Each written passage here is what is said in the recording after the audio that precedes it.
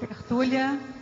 Meu boa tarde aí para todos e todas. Hoje é dia 25 de fevereiro de 2011, sexta-feira. O verbete é o 1851, 7 páginas, 51 elogias e 16 máximas. O tema, autocídio. A especialidade para patologia. O autor é o professor Pedro Fernandes, que está aqui na poltrona dos réus. Agora, definologia. O autocídio é o ato ou efeito doentio de a uma mulher, adulta ou criança, consciente ou inconscientemente, dar fim ao próprio corpo humano, abreviando o período da vida intrafísica pessoal, sendo considerada a mega frustração consciencial.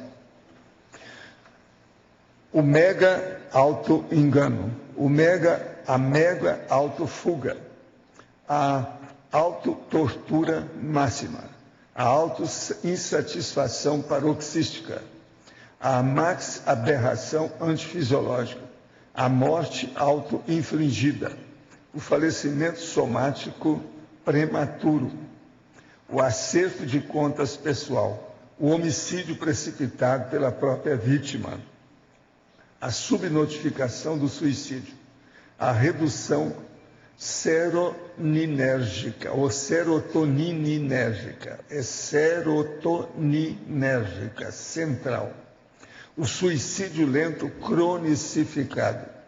E tem muito mais coisa, eu li só uma parte.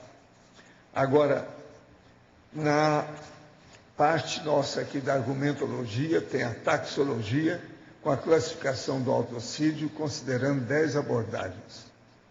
Na etiologia, tem 3 categorias etiológicas de autocídio passíveis de ocorrer, com a consciência incauta quanto à holossomaticidade e a multidimensionalidade.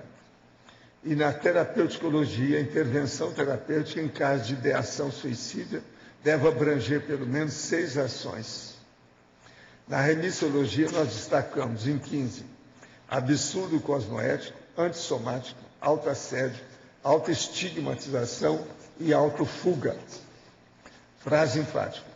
A condição patológica do autocídio há de ser transformada em conduta exceção, cada vez mais rara na Terra, a partir do entendimento teático e da vivência do paradigma consciencial. Você vem cultivando algum mau hábito antissomático capaz de abreviar a passagem pela vida humana? Quais têm sido as providências práticas para superar tal condição?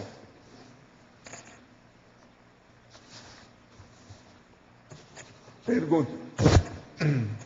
O que é mais comum ou mais fácil? A consciência intrafísica saber da realidade extrafísica ou a consciência extrafísica saber da realidade intrafísica? Olha, aí o que é mais importante é qual é a lucidez e a hiperacuidade da consciência que você está falando.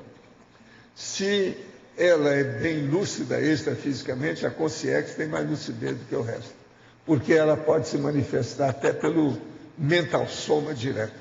Aí tudo é diferente. Quanto mais primário seja o veículo de manifestação básico, mais difícil é a hiperacuidade da consciência. Outra, o que causa o sonho colorido e o sonho em preto e branco? Olha, aí são uma série de condições que eles assinalam para explicar isso aí, mas tudo está muito obscuro, porque entra o processo da sugestão da pessoa, a falta de autocrítica, o processo do onirismo e os problemas todos também corticais da cabeça, do cérebro da pessoa.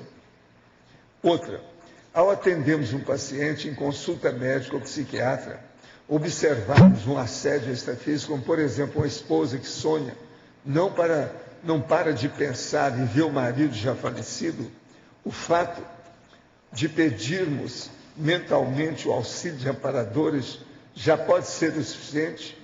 Como vou saber se tem médico para isso? Olha, o problema é faz aquilo que você pode, exterioriza energia e anota, registra as coisas. Se você precisar da inspiração Os fatos podem orientar a pesquisa. Em uma ocasião, quando eu era moleque, estava em cima de um muro e, ao desequilibrar, caí em cima do portão estilo lança que penetrou na axila direita. Fiquei de pendurado até que uma senhora me resgatou. No hospital, os médicos falaram-me que por centímetro não atingiu o coração. E ficaram intrigados entre eles porque não entenderam o que seriam as bolinhas, as quais não sabia explicar a origem. O professor teria ideia do que pode ser, tinha uns 12 anos de idade, hoje tem 41. Olha, essas bolinhas eu não entendi nada o que é isso. Eles viram bolinha aonde? Foi na sua pele, foi no coração, foi na radiografia, foi em quê? Na cirurgia? A gente sabe o que é isso. O corpo não aparece bolinha à toa. Tu tem que saber por quê, que negócio é esse. Ninguém está jogando bilhar quando faz uma cirurgia. O que é isso? Isso aí precisa saber o que é isso. Outra.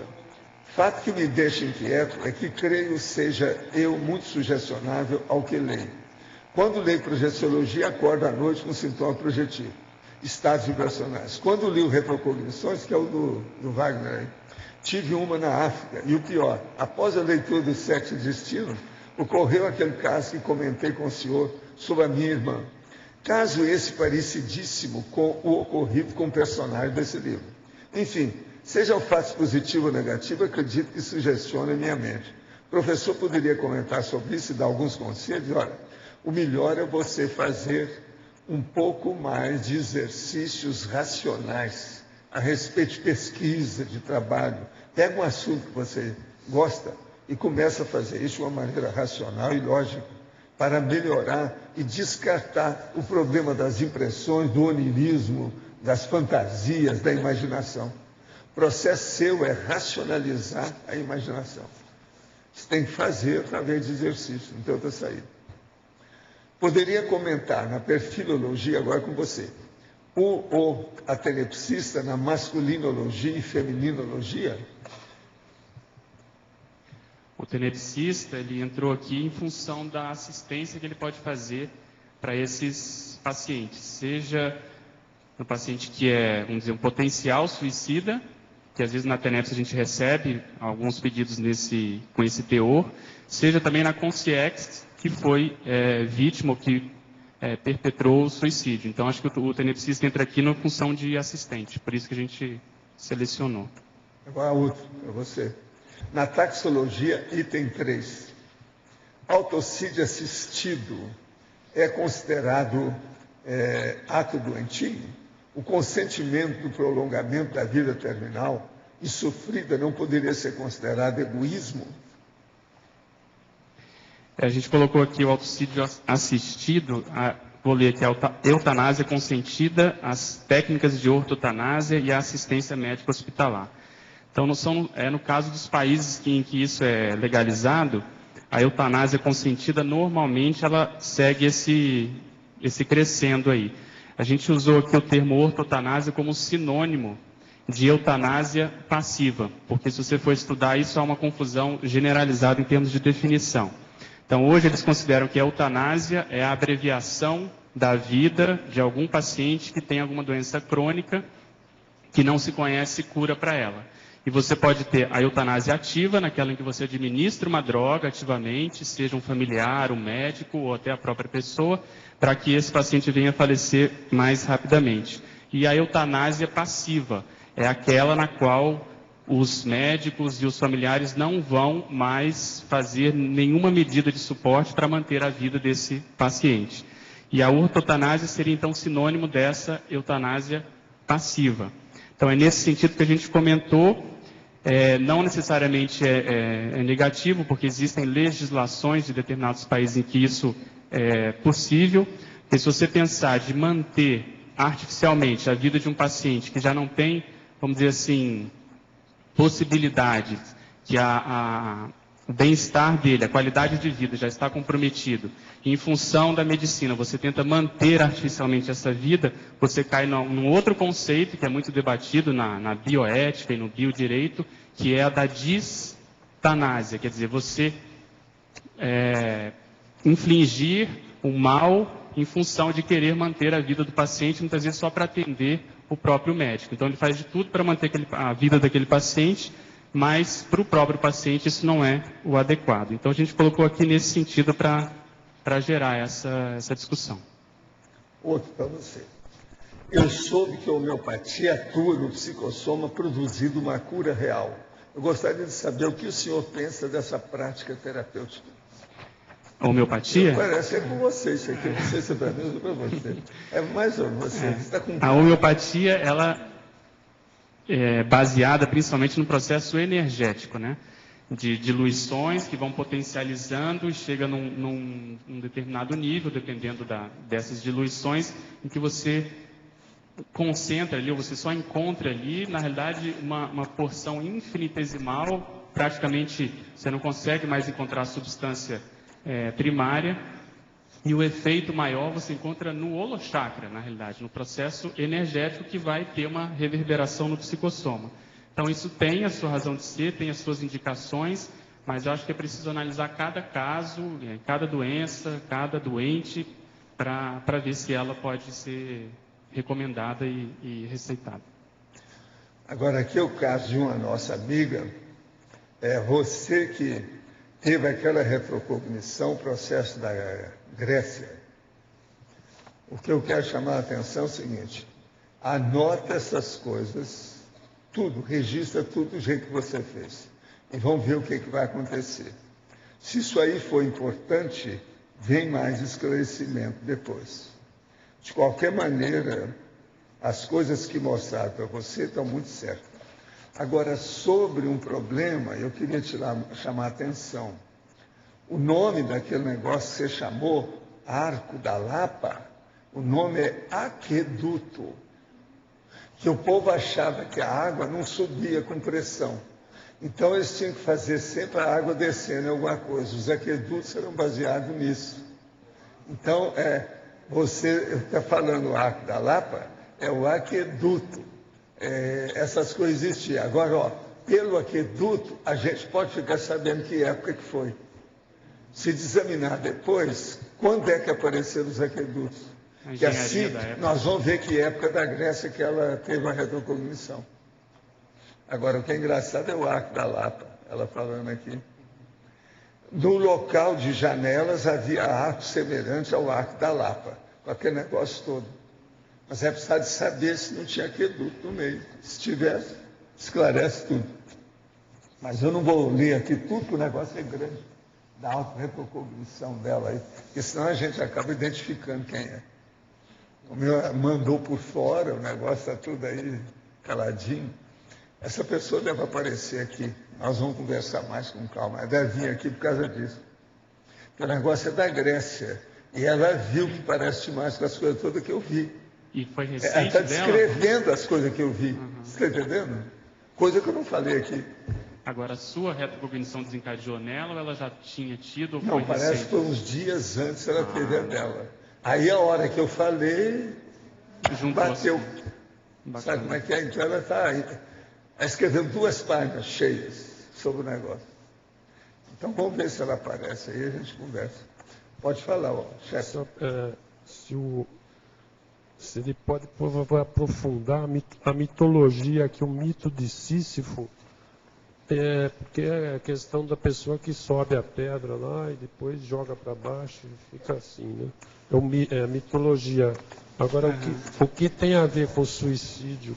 Eu não entendi. A ideia é fazer analogia com a frustração do suicida. Quando ele chega na dimensão extrafísica e percebe que não existe a possibilidade de fazer o conscienciocídio, né, vamos dizer assim. Que a consciência é imatável. Então, o mito de Sísifo, quando ele chega com a pedra lá em cima e ela torna a descer, gera essa frustração. Todo o esforço dele foi em vão, vamos chamar assim. Então, foi nesse sentido que a gente colocou. Analogia da... Agora, outra coisa, por favor, aqui na masculinologia tem esse personagem Werther, né? Deve ser um suicida. Se gostaria de aprofundar... A gente colocou isso aqui para chamar a atenção que esse livro, às vezes até o professor Valdo comenta, foi um marco na época. Ele foi escrito em 1774, da época do romantismo. Tem um tom, inclusive, autobiográfico.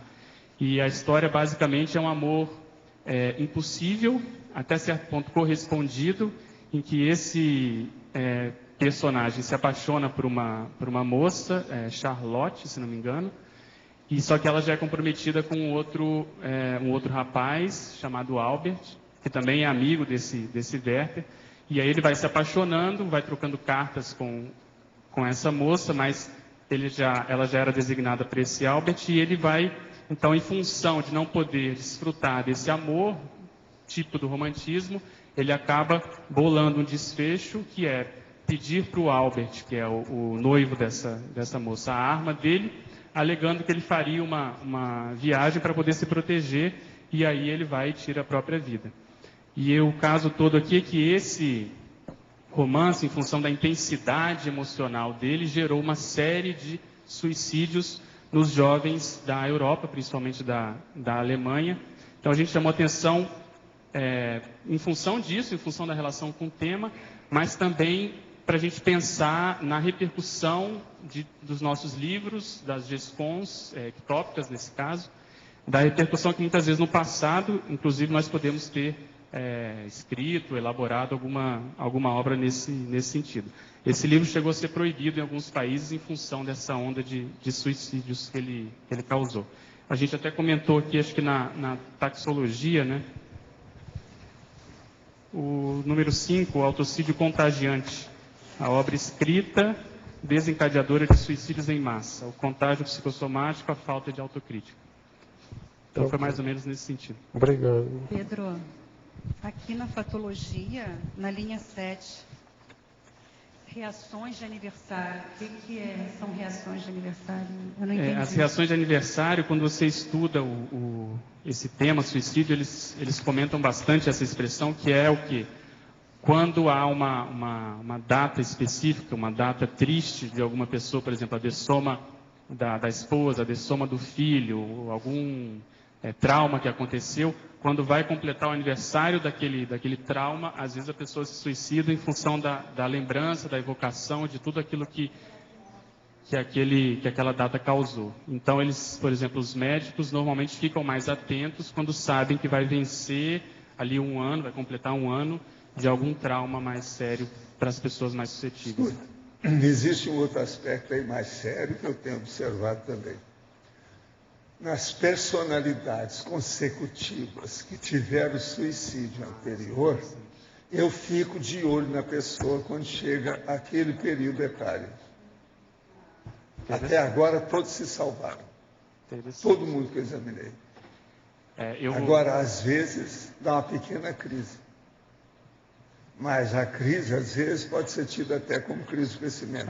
É como se fosse um refluxo. Agora, a hora que daquelas emoções. Passa um gargalo. Isso eu já observei também na vida da pessoa. Eu pensei nisso, eu botei aqui a paragenética carregada nesse sentido. Então tem um trauma, um estigma do passado, que aquilo às vezes eu já vi vários casos e o processo o estigma etário é um fato. Às vezes existe. Normalmente agora, nunca, dos meus que eu examinei, nunca houve um segundo suicídio. Que a pessoa já está muito na questão dessas personalidades consecutivas, elas já estão muito trabalhadas, etc. Agora que pergunta. Bom, temos acompanhado esses dias os conflitos na Líbia, no Egito, em toda a região, as manifestações, muito das seitas envolvidas por detrás disso, principalmente e unicamente o Islã. Minha pergunta, o suicídio religioso poderia ser qualificado como hiper-mega autocídio? Em caso de guerra, o soldado pratica o autocídio? A autocorrupção, autoassédio leva ao autocídio? Se querendo, eu repito todas as perguntas. A primeira, então, por favor. Então, a pergunta aqui. O autocídio religioso poderia ser qualificado como hiper-mega autocídio? Eu acho que sim. A gente até colocou aqui o exemplo do mega autocídio, né? Que é o suicídio místico, de base mística. Então, normalmente já tem aquela perda da individualidade em função de um grupo, de uma causa, normalmente anticosmoética, egocêntrica, se a gente considerar o grupo como sendo um processo egocêntrico. E a gente colocou aqui o ataque justamente kamikaze, terrorista, às Torres Gêmeas lá em Nova York, de 11 de setembro. Então é um caso que a gente poderia enquadrar da mesma forma. Agora, a outra pergunta. Em caso de guerra, o soldado pratica o autocídio?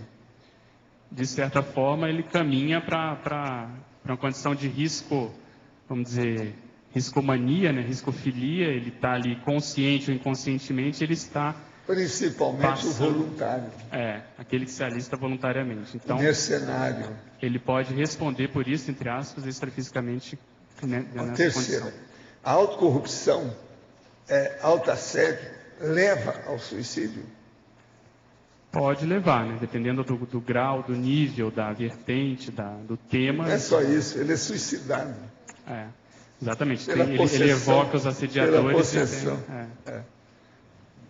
Agora, para você, poderia o senhor explicar mais a respeito de segunda dessoma? A segunda dessoma, vamos falar, a primeira dessoma é justamente o descarte do corpo humano. Quando há esse descarte, o psicossoma, que é o corpo, que é uma cópia desse corpo humano, ele fica envolto ainda por resquícios energéticos do holochakra, que é esse corpo energético que anima o corpo físico. Então, a segunda dessoma é quando, em função de um processo de aumento da lucidez, normalmente extrafísica, há o descarte desses resquícios energéticos do energossoma ou holochakra. E que, normalmente, acho que não dá para generalizar, mas os suicidas tendem a não passar pela segunda dessoma com facilidade. Né? Conheci uma prostituta uma vez, se prostituía para cursar medicina. Como fica esse tipo de prática contraditória na ficha evolutiva? A primeira coisa aí é que os meios o problema da prostituição sim, né? fica sempre lá, o estigma da história. Agora, isso aí é uma boa desculpa que a mulher arranja para se prostituir. Exatamente. Eu já vi tudo quanto é desculpa para entrar na prostituição. Já vi um monte. Não justifica, né? Os meios não justificam os fins. Outra, se as consciências não podem prever o futuro, as precognições existem devido ao fato de elas serem premeditadas e captadas por telepatia e as previsões de longo prazo. Olha, as consciências, às vezes, podem prever o futuro bem exatamente, porque elas vêm de cima. Então, o processo é outro. É igualzinho aquilo que eu sempre mostro, a realidade. Vem um trem que está entrando aqui no túnel e tem outro trem que está entrando de lá. O cara está de avião, ele olha e vê, vai haver um acidente, porque nesse túnel não tem duas linhas, só uma. Então é lógico, ele previu, daqui a tanto tempo vai acontecer isso. Entende? Então, extrafisicamente, se a pessoa está sobrepairando o processo humano, ela pode prever uma opção de coisa. Isso aí é muito mais fácil. Outra coisa, analisando ou fazendo abordagem aos fatos e parafatos, a partir do psicossoma direto, a pessoa, a consciência, tem mais chance de acertar nas análises, nas hermenêuticas, na exegética do trabalho dela. Agora, as precognições existem devido ao fato de elas serem premeditadas e captadas por telepatia? Às vezes, mas aí tem muita coisa que a gente precisa de ver. Às vezes o processo é somente de inspiração de amparador. As previsões também de longo prazo, às vezes, tudo é previsão de amparador. Existe isso tudo. É um processo de inspiração. Agora aqui, estou respondendo às provas gerais da Conscienciologia como exercício mental somático, autoavaliação e meio de estudo. E fiquei com uma dúvida a respeito de uma questão da prova de 2009. Você já estava lá? Quem é que estava? Você. Então, aguenta aí. Questão 53, interassistenciologia. Em qual atividade evolutiva a seguir se inicia a condição de mini-peça interassistencial básica? Epicentro consciencial, ofiexista, projetor consciente ou tenepsista? O gabarito informa que a condição de mini-peça se inicia quando a consciência se torna ofexista. Não entendi. Essa condição básica não se inicia na TENEPS? Aí pode falar, uma boa coisa é o microfone, né? Pedro, ó, que tem um verbete que fala sobre isso, né? Eu não sou fiexista, então realmente eu não tenho teática para falar. Mas o que a gente vê é que TENEPS, não é verdade? Então, assim, o fato da pessoa ter se tornado um tenepsista não necessariamente significa que atende todos os pré-requisitos para já estar numa condição de mini peça do maxi-mecanismo. Pode ter tenepsista que sim, a pessoa já é um desperta, a pessoa já tem uma série de qualificações conscienciais e interassistenciais que levem a isso. Mas a grande maioria, né, de primeiro curso intermissivo, ainda claudicando, não é bem o caso. Mas maiores informações pode consultar o professor Mauro. Não, pode consultar a enciclopédia que tem a pergunta e a resposta. Mas ele já viu, né? Já viu aí a resposta, já viu a pergunta, tudo. Agora, o que eu vejo é o seguinte, nessa questão aí, aqui, ó, em qual atividade evolutiva se inicia a mini peça interassistencial básica? A básica aqui que ele está falando, aí no caso que vocês perguntaram, é uma coisa grande, vamos dizer, profissional, não é amador. Agora, ó, eu vou falar um negócio que mexe com isso aqui, que é justamente isso. Talvez isso vai esclarecer a você e a ele. Eu acabei de escrever um verbete essa madrugada que diz respeito a energossomatologia, parapercepciologia, interassistenciologia, teaticologia, voliciologia, megaeuforizaciologia, tenepsologia, ofiexologia, autodespertologia, homeostaticologia, cosmoeticologia, ortopensenologia e megatraforologia. Chega! Agora, o que é? Isso aí eu dei para vocês a interdisciplinologia da história, para vocês terem uma ideia do alcance que é. O problema é o seguinte, o verbete é um dos de título mais simples que eu já escrevi. EV tríplice. Tríplice, se vocês quiserem, EV triplo, mas triplo é feio, é tríplice. Tríplice, agora eu vou ler para vocês. Ele é dentro da energossomatologia, que foi o primeiro que eu falei lá. Então, eu vou ler para vocês o que é que está em tese a definição. O EV tríplice é a instalação energética espontânea, ao mesmo tempo, sem grandes altos esforços da vontade determinada, ao modo de reação básica do dia a dia, ou de cada momento, em qualquer local, do estado vibracional, do arco voltaico crânio-chacral e da auto-mega-euforização conjugados por parte da consciência lúcida, intermissivista, veterana. Aí já deve estar perto da mega, né, da mini peça do Max Mecanismo.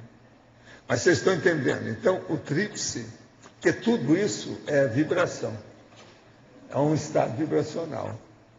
É o estado vibracional, o arco voltaico e a auto-mega-euforização. Isso pode ser com a pessoa, pode ser de fora, pode ser para o ambiente, pode ser para encapsulamento. Agora, esse seria o EV composto, o EV ampliado, o estado vibracional conjugado. O contrário seria o EV ordinário, o EV vulgar ou comum, o estado vibracional simples. Agora, ele está dentro das percepções extrasensoriais, com a holomaturescência da energossomaticidade autodefensiva interassistencial. Agora, esse é aquelas coisas novas que eu falei para vocês, que eu ia começar a dissecar os detalhes. Eu estou cumprindo o que eu prometi. Esse aí é um. Mas eu só poderia falar nisso depois de já ter falado muito sobre a euforização. Hoje vocês já estão entendendo tudo.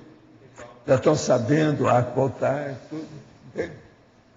Agora, esse EV tríplice é o que interessa para todos vocês. Vocês já estão nesse nível. De modo que sempre tem algum desafio à frente. Vamos entender para ver o que é que se passa. Vamos trabalhar com isso. Né? Quem é que está com o microfone aí? Eu queria fazer uma pergunta. Pode falar. Pedro, cheguei atrasada, não sei se alguém perguntou. Atrasada não, retardatária. É a mesma coisa. Eu queria saber qual é a relação dos patopensenes e egopensenes com o tema, com o verbete. Os patopensenes não, desculpa. Os egopensenes e os monopensenes. Os patopensenes é óbvio. Tá. Os egopensenes, a pessoa que está pensando em se suicidar, essa ideação suicida, a gente poderia classificar essa pensenidade ou esses pensenes tanto na forma patológica, mas principalmente também nessa condição egoística ou egocêntrica. Então ele está voltado muito para ele, o que ele vai fazer, autocentrado, esquece um pouco do contexto social para predominar, ver a predominância dessa condição. Então, quando ele vai planejar, se for o caso, o processo do suicídio, tudo isso é voltado mais para a condição dele. Então, por isso a egopensenidade. Entendi. E a minha segunda dúvida, você fala aqui em fatologia, deixa eu ver, 1, 2, 3, 4, 5, 6, 7ª linha, você fala no tema tabu. O tema tabu seria o tema suicídio, isso, que é um tabu para ser trabalhado, discutido, isso, tratado. Exatamente, é um tema difícil de ser abordado normalmente pelas pessoas. Quando tem um caso potencial de suicídio, as pessoas têm dificuldade de enfrentar esse assunto, se for na família, principalmente se for uma criança. Então é um assunto que ele vai tendo camadas em termos de dificuldade de se enfrentar. Beleza, obrigada. Pedro, queria fazer um comentário e uma pergunta. O comentário seria se ocorreu a você de analisar, por exemplo, a questão do suicídio segundo cultura, segundo problemas sociais. Porque, claro, vê-se que cada país tem um contexto diferente. No Japão tem o suicídio da honra. Isso. E também tem a questão de um altíssimo índice de suicídio em jovens. Como tem também na Finlândia, que é um país que tem supostamente um nível social e uma condição de vida muito boa. Então, queria saber se você pensou em incluir isso e quais foram as suas ponderações. E queria te perguntar, em fatologia, você coloca a minimorexis. Gostaria que você comentasse, por favor.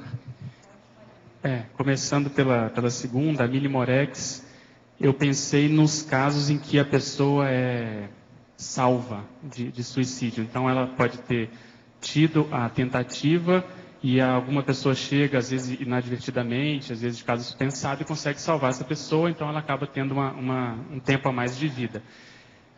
Outra abordagem seria a pessoa que estava, o professor Walter até já comentou um caso que estava pensando, estava naquela aura de fazer, e às vezes a pessoa chega e consegue abortar essa condição. E na pergunta anterior, com relação ao processo social, eu procurei colocar aqui um pouco da classificação proposta pelo Durkheim, que é o autocídio altruístico, anômico e egoístico. Essas definições são dele. Mas não abordei muito em função de ser um tema muito, vamos dizer, abrangente, e eu fiquei tentando ficar um pouco mais vamos dizer assim, nesse foco que eu acabei dando. Mas com relação a isso, eu estava conversando com a Cris aqui, com a Cristiane, e ela estava lendo o livro Em Busca de Sentido, do Viktor Frankl, que é um clássico. E lá ele comenta que ele passou pela condição de ser, vamos dizer, de estar num campo de concentração, e lá eles usavam a expressão ir para o fio. O que significa isso? A pessoa que não queria mais, não suportava mais aquelas condições, ia e tocava na cerca elétrica, eletrificada, para justamente produzir um suicídio, saindo ou fugindo daquelas condições, como você comentou, o processo da guerra, da tortura. Então, até trouxe aqui o trecho que ele comenta assim: na primeira noite em Auschwitz, fiz para mim mesmo a promessa de não ir para o fio. Então, era o método usual do suicídio, tocar o arame farpado em alta tensão. Então a gente vê que nessas condições críticas, muitas vezes é uma saída que alguns acabam optando por elas. Eu não sei se eu atendi. E relacionado um pouquinho a essa pergunta da Nancy, como fica o caso aconteceu há um mês atrás, e a gente citou isso em outra tertúlia, de pessoas que tentam o suicídio e não morrem. O caso dessa mulher, ela se jogou do 23º andar, caiu em cima de um táxi e não morreu. Como é que fica isso? É a frustração do mesmo jeito, né? Então ela tentou. E aí eu estava estudando, inclusive, essa condição. É bem diferente a epidemiologia das tentativas e das execuções de fato, do suicídio que realmente é levado a cabo. As tentativas são mais comuns em mulheres. Normalmente elas utilizam o envenenamento e elas não estão sozinhas. Elas como se fosse mais para chamar atenção e justamente por isso elas não morrem. Normalmente tem pessoas perto. E é mais comum em jovens também, abaixo dos 35 anos. O suicídio, de fato, é mais comum em homens, de 3 a 4 vezes mais comum. O homem que vai se suicidar, ele consegue, porque ele normalmente usa arma de fogo, então a chance de você conseguir salvar, ela é bem menor. E normalmente são pacientes mais velhos, acima de 65 anos, com alguma comorbidade. Normalmente tem uma doença crônica, incurável, e às vezes usa droga ou álcool. Às vezes leva a mulher junto. Exatamente. E aí pode ter essa condição do... O Costa, ele fez isso. Matou a mulher e depois se suicidou. Então isso às vezes acontece, é mais comum em pacientes do sexo masculino. A minha dúvida, no caso, quer dizer, é saber o que você acha, nesse caso específico, a probabilidade de alguém ficar vivo se jogando do 23º andar é mínima. Entra naquilo que eu falei de minimorex. De alguma forma, vamos dizer, o amparador estava de plantão, ela não era a hora dela ainda, alguma coisa sincronicamente aconteceu para ela... Apesar de toda a patologia, de repente a ficha evolutiva dela... permitiu que ela tivesse essa minimorese. No meu programa de rádio Ondas de Luz, isso é 1950, faz só 60 anos, eu levava esses casos que apareciam no jornal. Um dos que aconteceram, que deram mais repercussão, foi de uma mulher que se atirou da janela do 10º andar e bateu num toldo e saiu andando. Aí o povo falou, não, ela desceu mais rápido. Sem graça. Não aconteceu nada com ela. Agora, apareceu isso no jornal naquela época, eu levei para a rádio, mas deu uma repercussão enorme. Então todo mundo queria chegar perto para pôr a mão no ombro da mulher. Isso que é corpo fechado, né? Isso que é corpo fechado. Mas ela bateu num toldo, escorregou e saiu andando. Não, esse caso dessa mulher foi incrível, porque foi o 23º andar, ela caiu em cima do táxi, ela não saiu andando, mas ela saiu consciente, falando com os médicos e... Agora você vê que a coisa poderia ser pior, que às vezes acontece também. Já foi comentado aqui da pessoa que se joga e cai em cima de alguém lá. Então, sem querer, ela acaba promovendo um homicídio. Tem a situação que é o extremo oposto, né? A pessoa que não é suicida, por exemplo, o cara que está andando de bicicleta, essa história está no jornal, ele caiu e bateu a cabeça, traumatismo craniano e morreu. Agora, em compensação, existe aquele outro, igual aquele lá da Prado Júnior, que se atirou lá de cima do andar dele, parece que era mais de 10 andares, etc.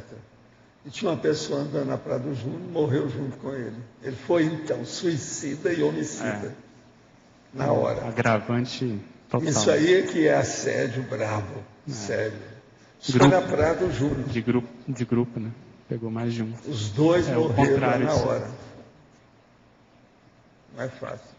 Agora, só um comentário aqui em cima dessa tua questão, que assim, no livro lá do Viktor Frankl, né, aquela experiência que ele passa lá no campo de concentração, ele comenta que os colegas que tentaram suicídio e que não conseguiram, depois, com o tempo, eles se sentem aliviados por não terem conseguido e entendem que o momento que passou realmente foi um momento de muito desespero e que eles ficam muito felizes deles não terem conseguido se suicidar. Então, você vê que realmente é um momento assim, o ápice de uma autodesorganização mental e emocional. E que as pessoas que sobrevivem, pelo menos no contexto lá, né, do campo de concentração, todas estavam felizes por terem sobrevivido. Faz a gente pensar, né? Professor, aqui, ó.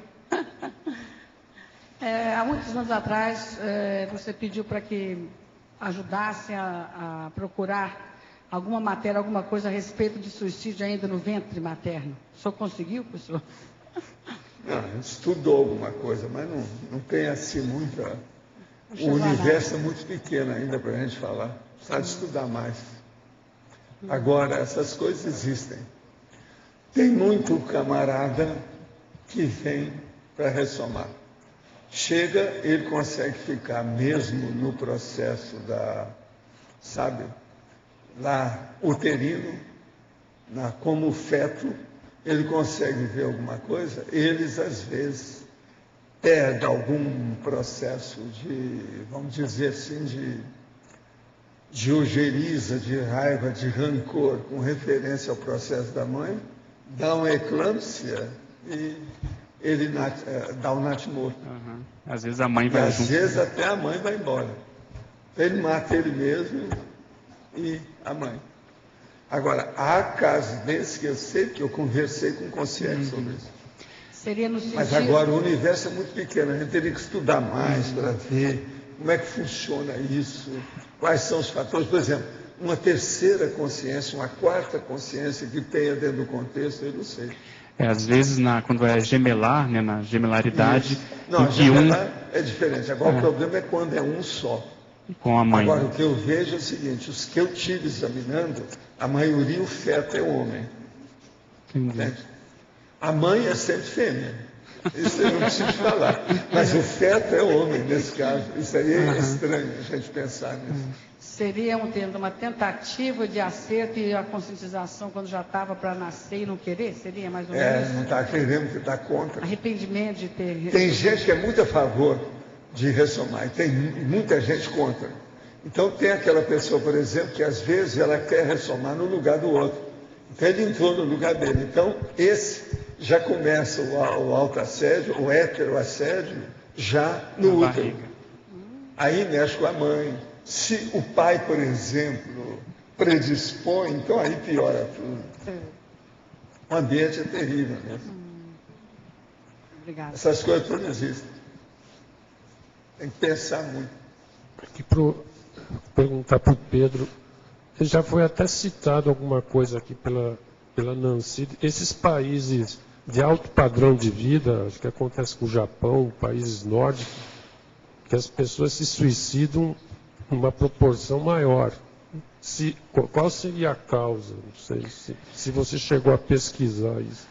Eu andei estudando, o próprio Durkheim afirma que tanto na depressão econômica como na progressão, quer dizer, naqueles países, naquelas fases em que há uma prosperidade muito grande, o índice de suicídios aumenta.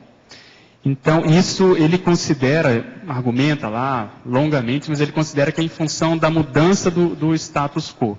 Por um lado, a pessoa não consegue lidar com isso que eu chamei aqui de déclassement, né, com o nível de renda mais baixo, a falta de perspectiva, ela perde ali as esperanças e acaba isso conjuminando para quem tem predisposição para o suicídio.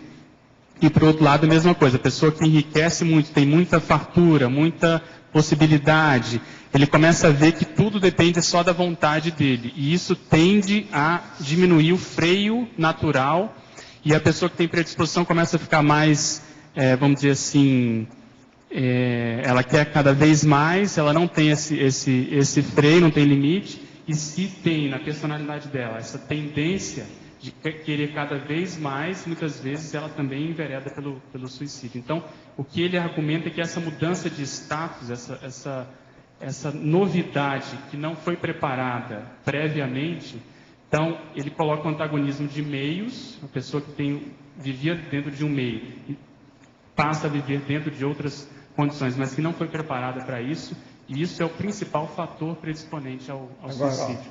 Durkheim é um dos papas da sociologia básica. Se ele estivesse vivo, eu ia conversar com ele e ia mostrar tem uma hipótese muito mais séria nisso tudo aí. Que isso já foi falado, eu vi também esse processo vindo para a psiquiatra. O caso é o seguinte, o cara era feudalista e como feudo, a situação dele tinha feudo, aquela coisa toda. Você sabe que no feudalismo a pessoa nascia e ela morria do jeito que ela nasceu. Se nasceu pobre, termina pobre. Se nasceu rico, vai ser rico. A monarquia, muita coisa foi assim, mas a coisa mais séria era o feudo. Agora, o que você passa? Aquele cara abusou do processo do feudo. Então ele vem e fica na galera, na massa humana, na plebe. Na hora que chega nessa pobreza e ele vê que não consegue, ele vê que está acontecendo com ele aquilo que ele fez acontecer com os outros. Aí é que tem a ideia do suicídio. Eu não quero essa vida. Então, é a vida que ele deu para as vítimas. Está entendendo? E aí isso aí, ó, se o Durkheim estivesse vivo, eu ia esclarecer muita coisa para ele. Então, para estudar sociologia, a gente tem que levar muito a sério a seriexologia. E é interessante seriexologia, para entender isso, senão não vai não. E é uma boa, porque ele, a tentativa dele, e ele conseguiu muito, vamos dizer, muita coisa nesse sentido, mas as críticas que se fazem é que ele tentou tirar todo o processo individual e colocou muita força no processo social que realmente acontece. Mas justamente essa abordagem é mais da própria pessoa. O processo é íntimo também. A gente não pode esquecer nunca a tendência da consciência. Exatamente. As retrotendências. Agora, pensa bem nisso. Para mim, uma das piores coisas do feudalismo da monarquia era isso. O cara nasceu daquele jeito, tem que morrer. Por isso que eles admitiam a escravidão. Nascer escravo vai ficar escravo. Aí os nossos amigos da África diziam, não, ele é escravo e acabou. O negócio mais sério era eles mesmos que fizeram a escravidão dos irmãos. E mandavam tudo para cá, para vários lugares, etc. Tal. Essa abordagem é bem interessante. Agora, isso aí é sério. O problema da frustração posterior.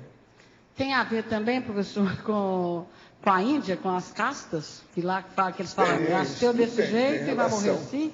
Mas aí, no caso, o processo é esse. A vida inteira a pessoa nasceu daquele jeito, tem que morrer daquele jeito. Isso é terrível. É uma das piores coisas antidemocráticas que a humanidade já praticou. E durante, milênios. É horrível. Agora aqui, como fica o corpo na ressoma? Se a pessoa cometeu um autocídio em vida anterior, pode ter atenuante se a pessoa tem um corpo perfeito?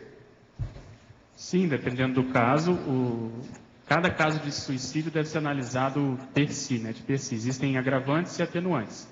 Nesse caso de atenuantes, eu acho que não há porque a pessoa não tem um soma Agora, perfeito. o que eu tenho notado, vendo o processo das personalidades aí, aquilo que eu estava falando, é que a pessoa, ela corrige certos defeitos que haviam, mas aquilo que ela abusou, ela vem com menos. Então, por exemplo, se não usou bem o corpo durante o período que ela conseguiu viver, ela vem com um corpo mirrado, raquítico, frágil, fraco, débil. Isso é um fato. Eu já vi vários casos bem evidentes. Agora, o processo não é só o suicídio em si. É o problema de, durante o período da vida, a pessoa não usou bem aquilo. Seriam os excessos, essa condição, a própria prostituição que foi comentada. Não usou bem. Agora, veja, ela não usou bem, porque o suicídio é a falta de uso bem geral, né? É por atacado. Às vezes o negócio vem durante a vida. Então, isso tudo repercute muito depois. Agora, é muito engraçado que já houve casos que eu sabia da vinda da pessoa e falei assim, vai ter um corpo assim, assim, assim, assim, assim. E a pessoa notou. E confirmou depois. Foi confirmar, mas eu falei assim, espera lá pelos 10 anos. A gente vê que a gente nunca sabe, né? O negócio é caminhar mais. O corpo está mudando agora muito. Foi batatófico. Negócio em cima do lance. Entende? Valdo, e essas correções, elas são feitas no curso intermissivo?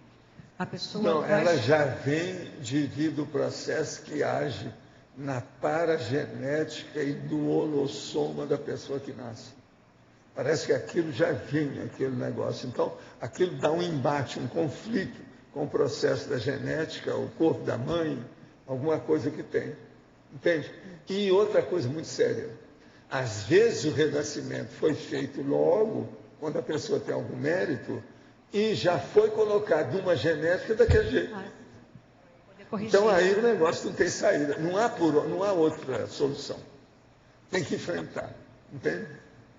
Por isso que eu chamo esse negócio de causa e efeito, processo de destino, sabe como é? Lei de reação e ação. Tudo isso é matemático. Não precisa seguir, não, que a coisa age pela energia dentro do holossoma da pessoa. Agora aqui, olha aqui, ó. Poderia aprofundar a teoria do holossoma? Olha, eu não tinha lido aqui o negócio, chegou agora.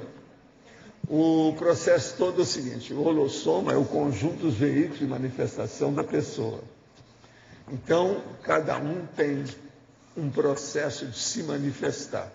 Nós, humanos, temos 4 veículos básicos pelas nossas abordagens.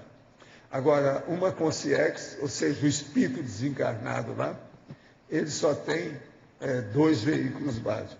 Agora, nessa questão, nós temos que ver o seguinte: há pessoas que se preocupam já e têm noção do que seja o holossoma. A maioria nem pensa nisso. A maioria das pessoas que são muito crosta a crosta ou terra a terra, a pessoa acha que ela é o corpo humano. Então isso aí é uma tolice enorme. Mostra um desconhecimento crasso do problema do holossoma. Agora, Valdo, foi com esse objetivo que eu coloquei aqui na página 9 essa etiologia. Ou seja, a pessoa que não tem conhecimento justamente do holossoma, que acaba, seja pelo viés emocional, energético, intelectual, produzindo metaforicamente um suicídio. Agora, seria bom a pessoa ler aí os nossos livros, o que é o holossoma, com mais calma. 700 experimentos tem sessões. Né? Pedro. Agora, para você, o senhor é a favor da eutanásia? Qual o problema de aliviar uma pessoa de viver num corpo sofrível e irrecuperável? Eu sou a favor da eutanásia nesses casos que sejam bem documentados, bem encaminhados, com uma junta médica, porque eu vejo que tem benefícios para o doente e para a medicina de modo geral. Quando você mantém artificialmente a vida de uma pessoa que tem uma doença crônica, incurável, por exemplo, na UTI, um dos efeitos deletérios é a possibilidade de você ter ali como é que eu vou chamar assim, germes, bactérias que são selecionados, que é a palavra que eu queria lembrar, selecionados em função desse paciente estar com respirador, por exemplo, e estar tomando doses de antibiótico para manter artificialmente a vida dessa pessoa, e essa mesma bactéria fatalmente no futuro vai pegar em outros doentes e vai acabar aniquilando. Então tem o custo da medicina, tem um processo microbiológico, tem uma série de consequências a manutenção artificial. É o iatrismo que chama isso. A iatrogenia, exatamente. Iatrogenia. Agora aqui outra. A respeito da sincronicidade do tema, semana passada peguei um pedido de Tenep de suicídio e vi 2 filmes, Doutor Morte com Al Pacino e um seriado, que falam de suicídio. E ontem vi o mais forte dos filmes, um caso real, tipo documentário, de nome Garoto Interrompido, que conta, garota, não é não? Garota. É garota. Com a Angeline Jolie. Garota Interrompida. Que conta um caso de uma garota que desde os 5 anos de idade falava em se matar. E conseguiu aos 15 anos. Seu tio tinha se matado aos 25 anos. Na hora, uma das hipóteses que pensei era ser o garoto a ressoma do tio, pois o tio havia dessomado em 1971 e o menino nascido em 1990. Pergunto para o senhor ou o professor Pedro, se já viram esse filme, pois é marcante a determinação do garoto e do tio em se matarem sem motivo aparente. Um filme que faz reflexões. Eu não vi o filme. Eu já vi. É uma possibilidade que é naturalmente aventada quando você vê, mas não dá para afirmar categoricamente. Desculpa. Parece que a ideia de suicídio pressupõe autoconsciência.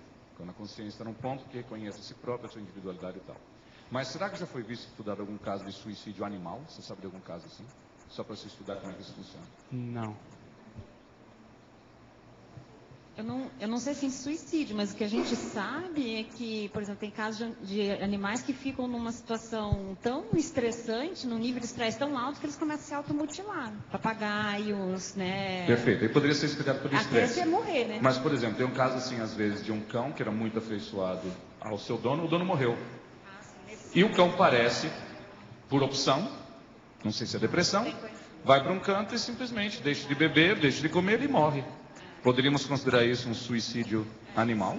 Porque aí, dentro da conscienciologia, você abre o leque, não é só o humano. Tem uma situação que saiu na Veja, acho que foi semana passada, que mostrava alguns ratos, que quando o líder ele se matava, ou ele morria, os que estavam junto com ele acompanhavam a morte. Então, se jogavam de cima.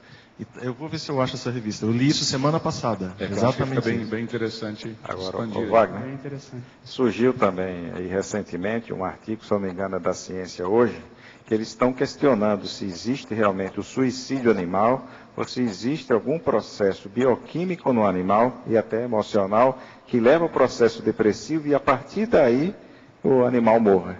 Porque eles consideram o suicídio como um ato com a vontade, certo? Com o princípio da volição, que é ausente no animal.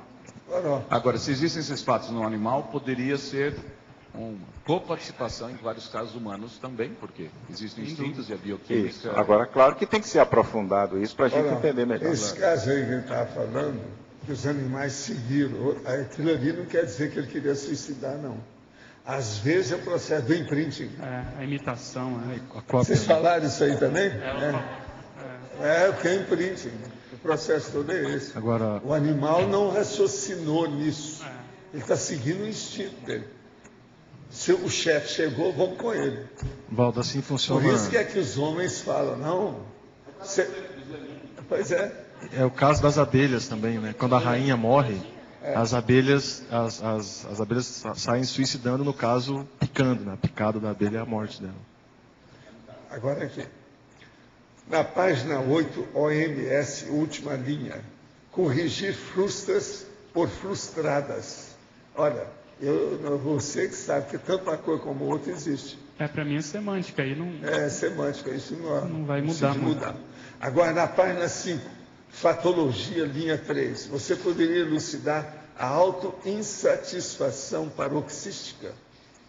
Sim, aqui são essa série de autos que eu coloquei aqui é justamente para dar as vertentes do suicídio e normalmente a pessoa que se suicida ela está vivenciando essa insatisfação paroxística. Significa o quê? Num máximo, assim, num surto de uma vez repentinamente. Então seria o ato que demonstra essa autoinsatisfação, é o desfecho da autoinsatisfação, seria justamente o suicídio. Então está nesse sentido de ser como se fosse um sinônimo. Pedro, só uma questão. Tem aquele filme Feitiço do Tempo, que eu acho que ele é bem interessante, aquela fase que ele começa a se matar várias vezes e acorda da mesma forma. E a pessoa, ele só se endireita depois que ele abre mão do orgulho, da vaidade, do egoísmo dele, né? Então uma sugestão para ilustrar o verbete. Tá. A filmografia, né? Ok. Só para Obrigado. corrigir aqui, tem realmente o documentário Garoto Interrompido. O pessoal aqui checou. Tá. Além do filme Garota, tem o documentário de um garoto que suicidou. Então tem os dois. Tem os dois, Eu não vi, não sei nada. Para todos os... Eu vi o Garota. Quer dizer que é muita gente que foi interrompido aí nessa... Agora aqui outra para você. Na Crescendologia, página 7. Poderia ampliar o crescendo nosológico, autocídio, autoilusão? Poderia ser paradoxo o homicídio como sendo, antes de tudo, autocídio? Sim, a ideia aqui foi justamente colocar a autoilusão como sendo uma frustração do ponto de vista extrafísico, a recém-consciência chegar na dimensão extrafísica e perceber que aquele intento dela não teve o desfecho que ela pretendia. Então, essa foi a nossa intenção aqui, essa foi a nossa intenção. E a segunda pergunta, por favor? Poderia ser paradoxo o homicídio como sendo, antes de tudo, autocídio? sei se chega a ser um paradoxo. Você sabe, essa aí um sempre pergunta assim, sabe quem é? É a Cris Nievas. Ela sempre pergunta a mais, sabe como é que é? Acrescentar. Não, é um homicídio. É a pesquisa dela. Mas a definição normalmente é hétero, né? Agora outra. No caso do suicídio feito pelos japoneses, o suicídio por honra, poderia esclarecer melhor esse caso? Sim, esse caso a gente abordou aqui no número 1 aqui da taxologia também. Autocídio altruístico, entre aspas, esse altruístico, né? O suposto benefício da morte em prol da sociedade, o auto-engano dos kamikazes, que é esse caso aí, o autocídio na condição de pseudo-dever social e a redução da individualidade, que é isso que acontece. Então, em função da causa, no caso da guerra, em função de ter uma diminuição do eu individual, que eles consideram assim, por uma majoração do eu social, então a pessoa perde a individualidade em função de uma causa comum. E aí, em função disso, é que eles adotam esse suicídio pela honra. Então, tem determinadas culturas em que isso é mais, vamos dizer assim, permissivo, como é o caso da cultura japonesa, em que a honra é muito valorizada. Então, se há alguma falta nesse sentido, então a pessoa foi, acho que se não me engano na bibliografia tem um exemplo desse, a pessoa foi surpreendida num ato corrupto, num ato antiético, anticosmoético. Então, aquela vergonha, aquela sensação, ela é suficiente para que a pessoa cometa, então, o suicídio. O número 7 da... Há um caso histórico aí, que às vezes valeria a pena a gente lembrar aqui. Parece que isso aconteceu na China.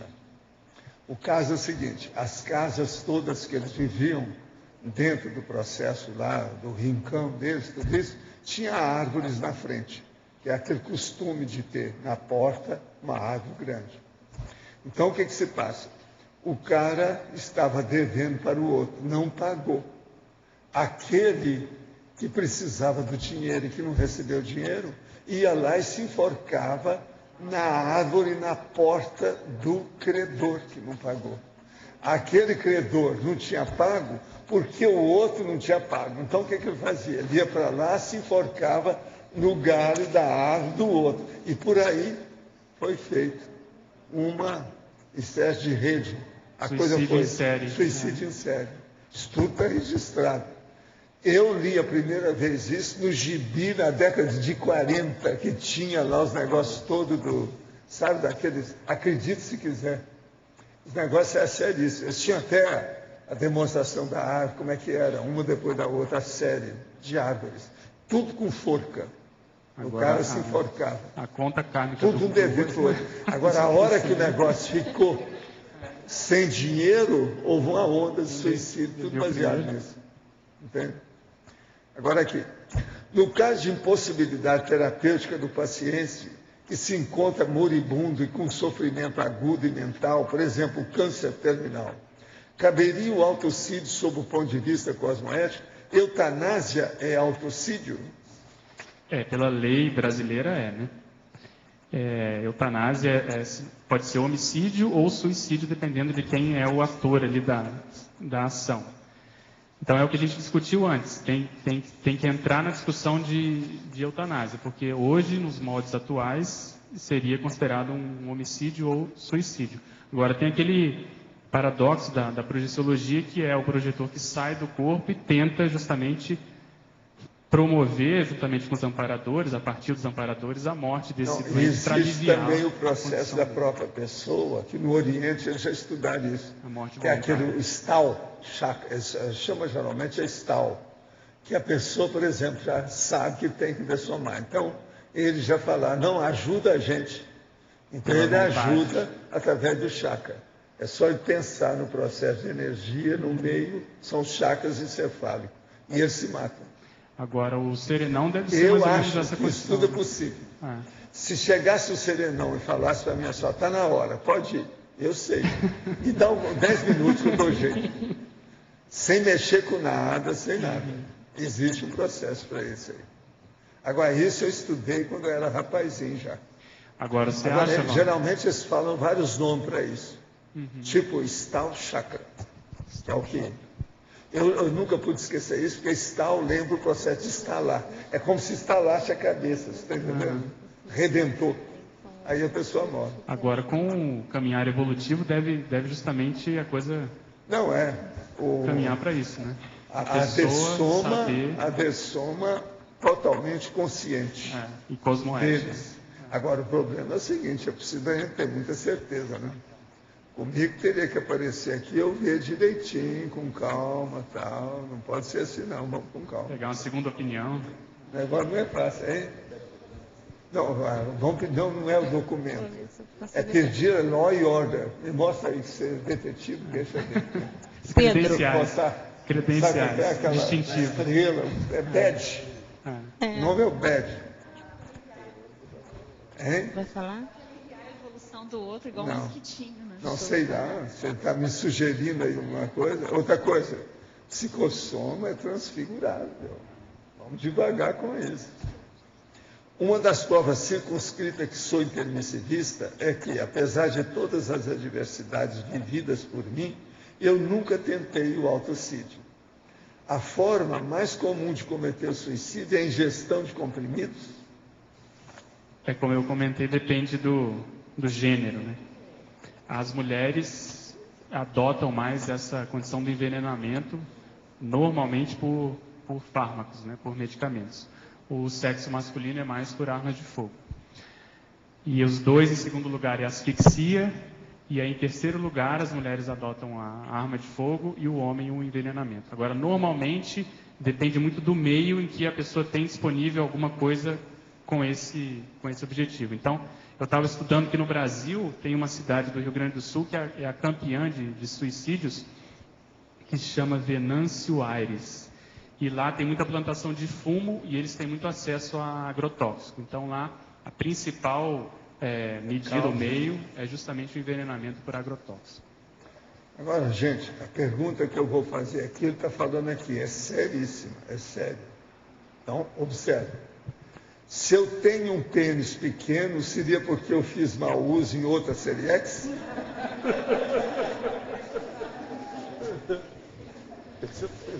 Pior da história não é isso, né? Tem as hipospádias da vida que você fala. Tem tanto, é isso que eu ia falar, tanta hipospádia. O problema é esse, não. Sabe lá o que é que ela não fez? Às vezes foi até mulher, ninguém sabe. O processo todo é esse. Tem que ir com calma. Isso aí é aquele pedido do Vinícius de Moraes, né? Se a gente vai ter vida na frente, eu posso pedir uma coisa, eu quero ter um pouquinho maior. Isso é ele. É o macrosoma, né? Com o macropênis. Parece que foi ele, teve também aquele que foi o reitor na Universidade de Brasília, ele também falou isso. Darcy Ribeiro? Darcy Ribeiro. Agora aqui, existe comunex de autocidas? Como se dá o resgate de tais consciências? Não é bem aqui, ó, existe o infernão do suicida, que se chama de vale do suicida, aquela coisa. O fumante, o alcoólatra, o usuário de drogas, são autocidas mesmo acreditando que ao fumar e ao beber estão curtindo a vida e acabam morrendo por causa totalmente independente desse ato? Com 5 risco-manias, são autocídios em potencial? Sim, sem dúvida. A gente até abordou isso em algum local aqui no verbete, na maniologia. E lembrar também que naquele filme e no livro Nosso Lar, isso é abordado também. Para surpresa do protagonista, ele é encarado ou recebido extrafisicamente na condição de suicida em função do mau uso do corpo que ele fez, dos excessos que ele cometeu.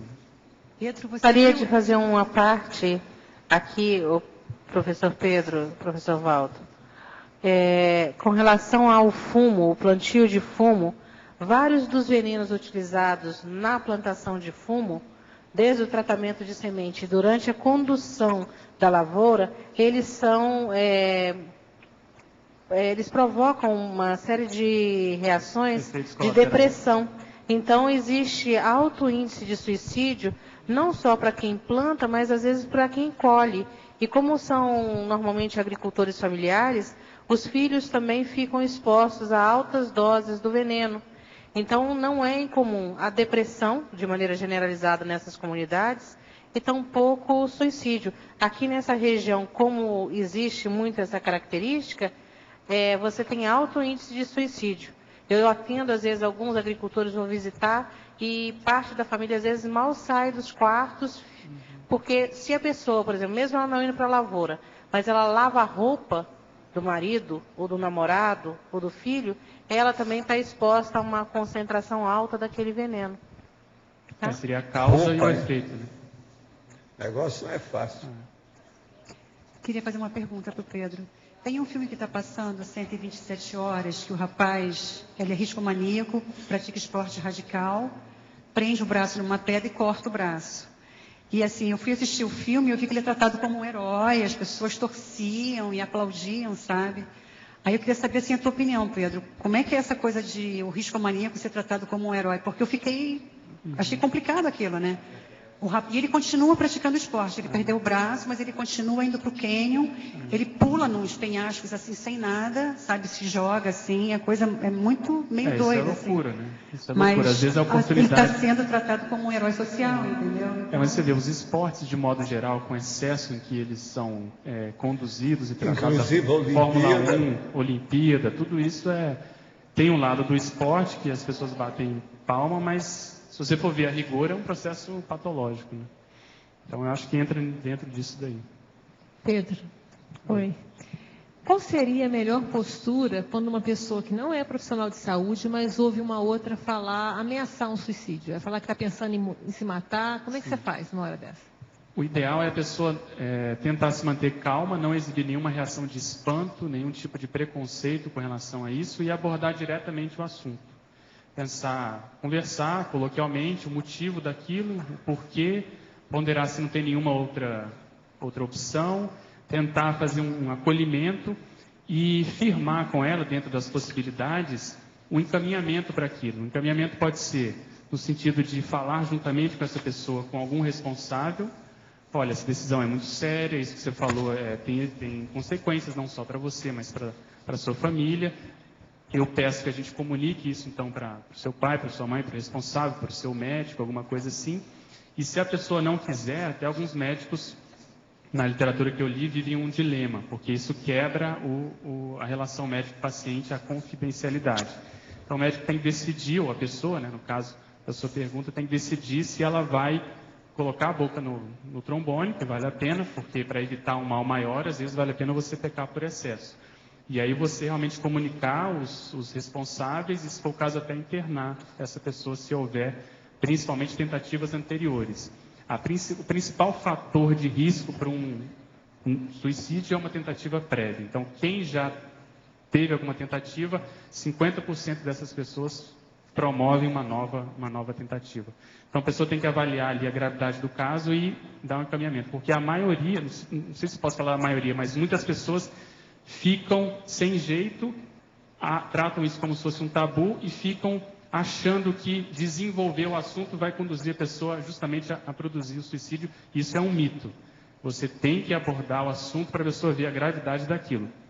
E alguns psiquiatras comentam que a pessoa, quando você aborda o assunto e, vamos dizer assim, sinaliza que esse tipo de pensamento pode ser consequência de uma doença, ou de uma intoxicação, ou de alguma outra condição, a pessoa tende a ficar aliviada. E ela tende vamos dizer assim, aceitar um tratamento médico, psicológico, psiquiátrico, entende? Porque ela acha que aquela ideia, vamos dizer assim, aquela intenção dela, ela é suja, ela não é correta, ela é antiética, então ela sofre muito por isso. Então, ao entender que isso é uma consequência de um processo, às vezes, patológico, né, ela tende a ficar mais aliviada e cede para o tratamento. Sou um recente estudante de projeciologia e minha experiência revelou que estou sendo assediado. Enquanto não desenvolvo o meu parapsiquismo e ainda não consigo instalar o EV, vale a pena fazer pedido de internet para o meu desassédio? Olha, o problema é seu, às vezes vale a pena, mas a coisa mais séria é o que você vai fazer para acabar com esse assédio. Se você já sabe que tem, o processo tem que se virar. Primeira coisa, olha o seu autoassédio. O que você está fazendo que provoca esse heteroassédio. Vamos entender por aí, a primeira coisa. Agora, TENEPS pode ajudar muito. Outra, já pensei várias vezes em suicídio durante essa vida física, inclusive recentemente. Não sei se não o fiz pela covardia ou por muito amparo. Recentemente estive na condição pensênica forte suicídio ou autocídio. Provavelmente não o fiz em razão da minha companheira, mesmo sem ela saber dessa minha condição. Espero ter superado esse gargalo e não sei se isso, autocídio, já ocorreu comigo em vidas passadas. Atualmente estou me esforçando para melhorar, sinto que estou sendo muito assistido. Tenho buscado focar meus pensamentos no altruísmo. Como pensar, estudar e escrever sobre esse tema sem entrar no pensamento patológico do autoassédio e heteroassédio? Como trabalhar essa condição patológica sem voltar a essa condição? O problema aí, você quer falar? Eu acho que você tem que primeiro se fortalecer mais para poder encarar esse assunto que você viu que já te pegou de alguma maneira. E não minimizá-lo. Eu acho que vale a pena você procurar ajuda de alguém que você confie, seja na conscienciologia, através da OIC, da consciencioterapia, seja na medicina convencional, na psicologia, para você poder ver o que está por trás disso. Às vezes tem uma doença latente, tem uma depressão, que a principal causa são os distúrbios de humor, principalmente a depressão, e que você ainda, como você comentou, ainda não quis enfrentar esse diagnóstico. Você assumir que você tem uma doença qualquer já é difícil, uma doença psiquiátrica é mais difícil ainda. Então vale a pena você enfrentar isso e, vamos dizer assim, valorizar esses sintomas, porque às vezes ele pode voltar numa condição mais séria, mais forte, mais incisiva. Então, o que eu acho é que você só deva mexer nesse assunto que vai evocar uma série de condições, principalmente o seu passado, as companhias, quando você tiver mais, vamos dizer assim, imunidade para isso. Uma coisa também que é importante, a hora que ele falou aqui, ele tem focado os pensamentos no altruísmo. Você ajudando os outros, você vai ver que a sua vida é muito melhor do que milhares por aí afora. E isso atrai os amparadores, exatamente. Agora aqui, para concluir a pergunta da eutanásia, por que o Espiritismo o condena? Pode gerar expiação para o médico que a pratica, depois que os exames médicos favorecem a eutanásia? Se o médico, ele falou médico ou médium? Médico, né? Médico. Se o médico vai contra a lei, a tendência é, de alguma maneira, ele responder por isso, seja aqui na nossa legislação, seja extrafisicamente a partir da cosmoética.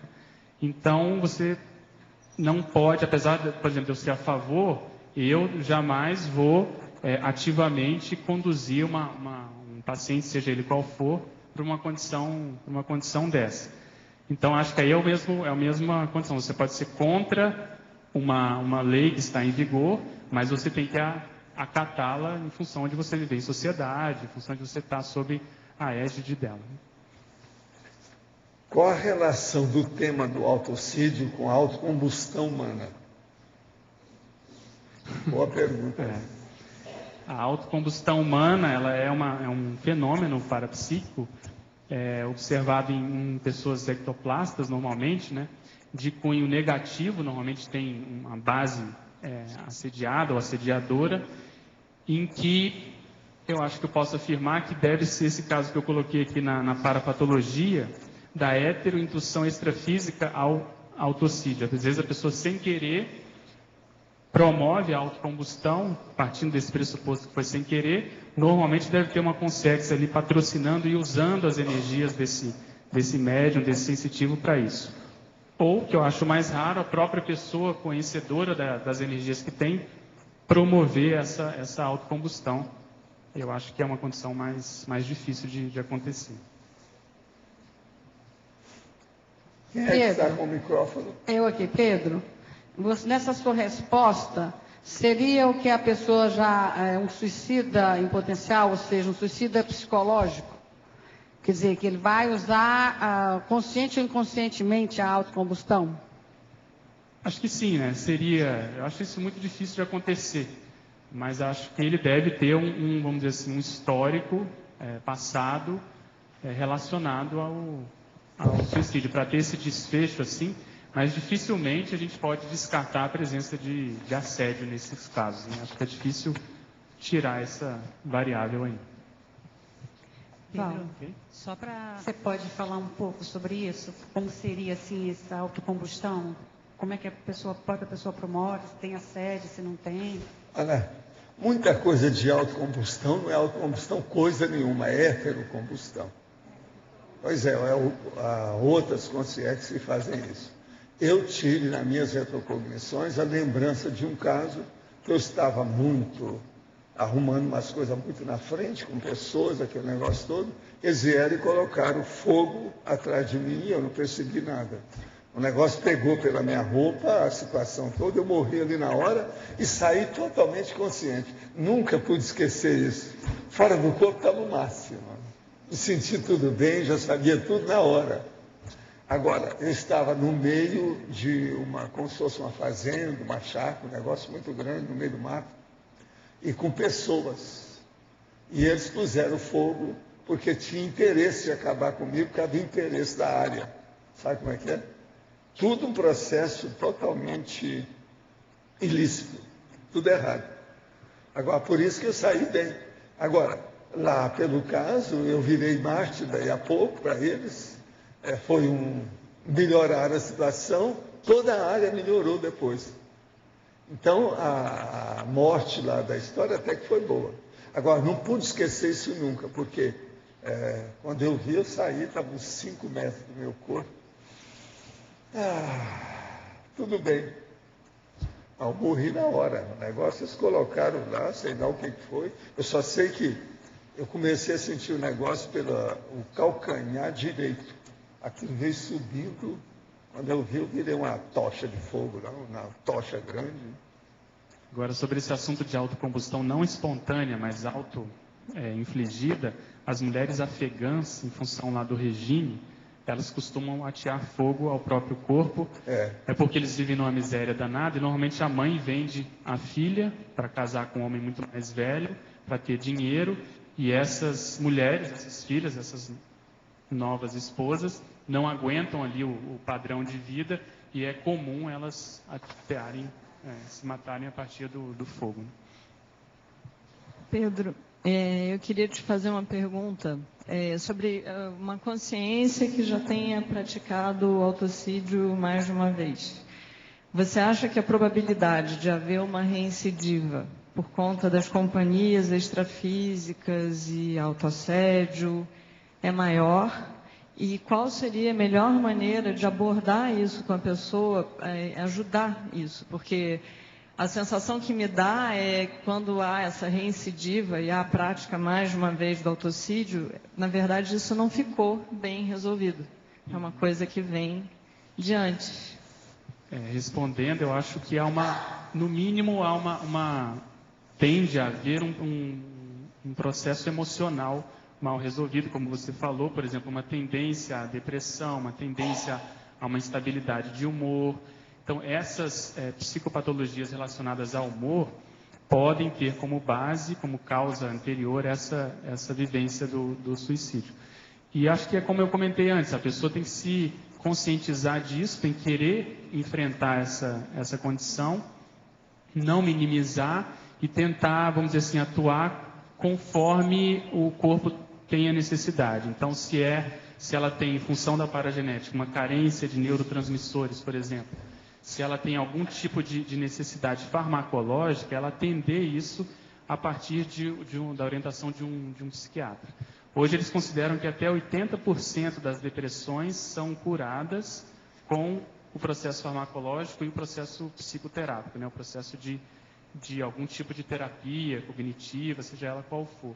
Então a pessoa, acho que o primeiro passo é ela encarar isso, admitir isso, para ela poder, vamos dizer, superar, como você falou, esse gargalo. Senão a tendência disso é se manter. Para quem convive com essa pessoa, então, seria incentivar o autoenfrentamento, seria TARES? Seria, de alguma forma,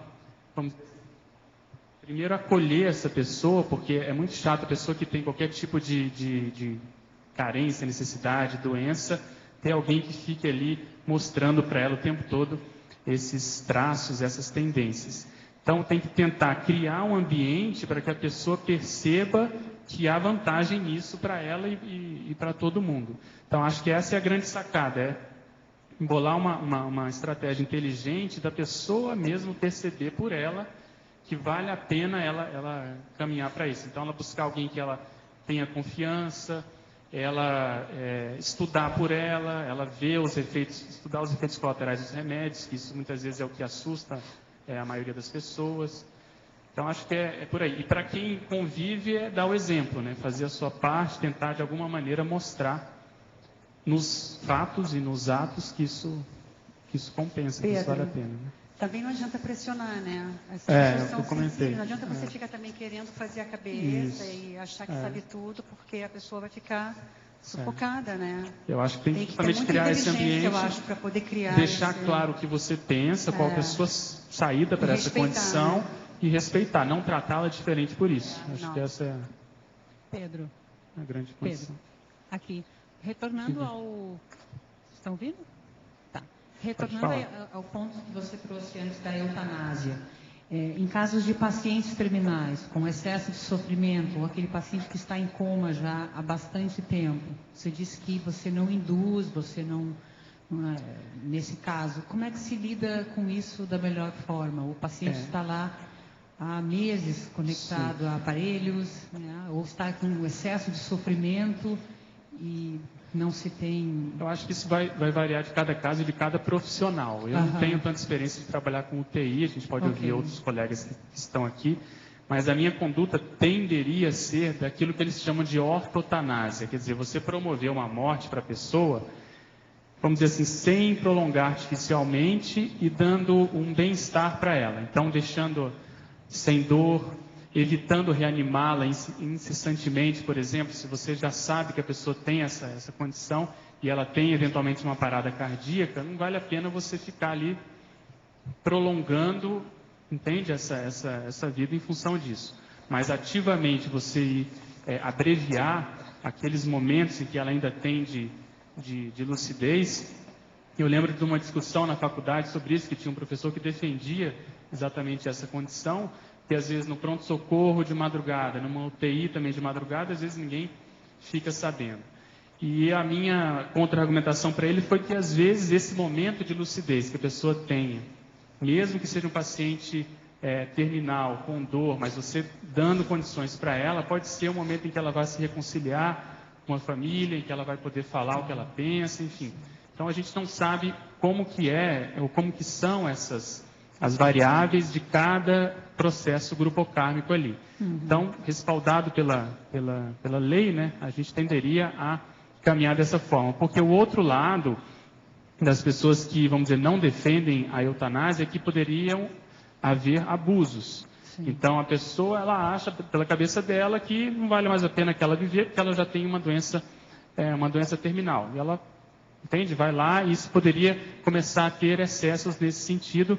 Já houve teorias de pessoas que quiseram, vamos dizer, promover a eutanásia ativa em pessoas que sofrem de doença mental, que têm algum tipo de cromossomopatia, entende? De qualquer oligofrenia, por exemplo. Então, porque justamente com esse argumento de que a qualidade de vida dessas pessoas não seria a melhor. Então, é um assunto super polêmico, difícil, e que acho que vai demorar ainda para a gente conseguir ter um consenso mais aceitável. Pedro, só complementando, nessa questão da terapia intensiva, tem uns estudos que mostram que quanto mais grave o paciente, mais distante o médico do paciente na terapia intensiva.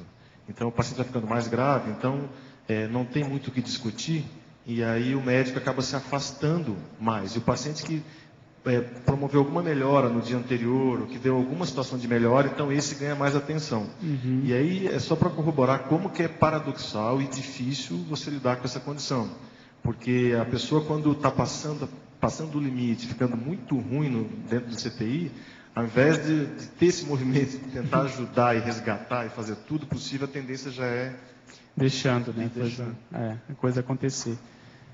Hoje eles falam até em nistanásia, que é a condição da pessoa que morre sem condição nenhuma. Então é um processo social da pessoa que morre na rua, e não tem nem condição de uma coisa nem outra. Então é uma outra vertente dentro desse assunto aí que fatalmente isso vai ser mais debatido no futuro. Né?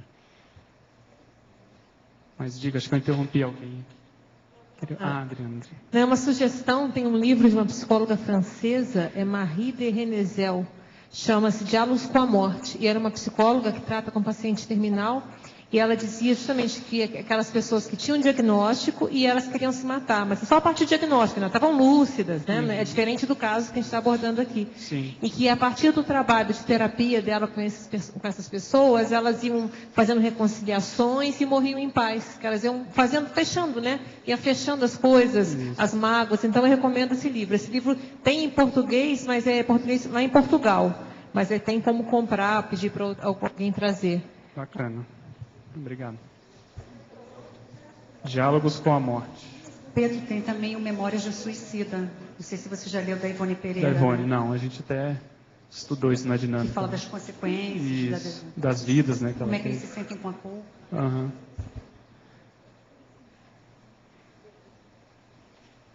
Diga, Kátia. Psicologia do Max autocídio, né? Do suicídio coletivo. E se isso daqui tem por trás a questão de semi-possessão coletiva. Que nem aquele caso do convento, né? Que todo mundo foi ficando histérico. Então, eu queria saber se para quase 1000 pessoas concordarem em se suicidar, o que tem por trás disso? O que tem por trás, na realidade, que eu acho principal é uma mega lavagem cerebral que foi sendo feita ao longo de vários anos, inclusive com tentativas de, vamos dizer assim, de provar se aquelas pessoas eram realmente fiéis ao que ele comandava. Então, antes desse evento fatal, realmente aqui, houve várias, vamos dizer assim, tentativas. Por exemplo, ele colocava lá para a pessoa beber como se fosse um veneno, para o grupo beber como se fosse um veneno, para ele ver se as pessoas realmente já estavam condicionadas a obedecer aquilo que ele estava mandando ali. Então isso foi sendo feito de modo assim, aos poucos, e vamos dizer assim, negativamente, para chegar nesse desfecho que foi real. Aí as pessoas beberam e realmente houve essa mortandade. Agora, Pedro, se a ideia de alguém que se intoxica, que fuma, é um autocídio a longo prazo, num ponto de vista mais social, essa destruição toda da natureza, não é autocídio da civilização humana? Sem dúvida. Um mega, né? Para mim é a mesma coisa. É a mesma coisa. E às vezes a pessoa não junta as pontas, né? O que ela faz aqui, a repercussão disso no todo, né? Na contribuição disso, no mau exemplo que ela dá para as outras pessoas. Então, sem dúvida, isso é uma boa lembrança.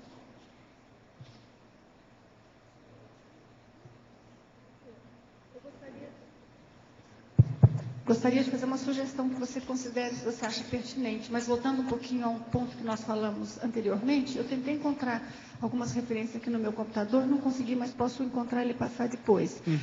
Existem algumas dessas tendências culturais que produzem essa maior condição do suicídio, como por exemplo no Japão, como por exemplo na Finlândia que nós comentamos, ou nos países nórdicos, e que eles têm um nome para aquela síndrome, porque por exemplo nos países nórdicos tem a ver um pouco com alteração do sistema endócrino, porque as noites são muito longas, principalmente no inverno. Sim.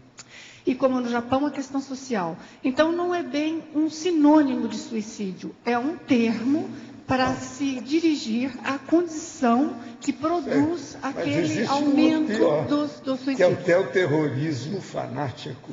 A gestante que está com a criança vai lá, mete aquele monte e explode ela, mata 20 e fere 100.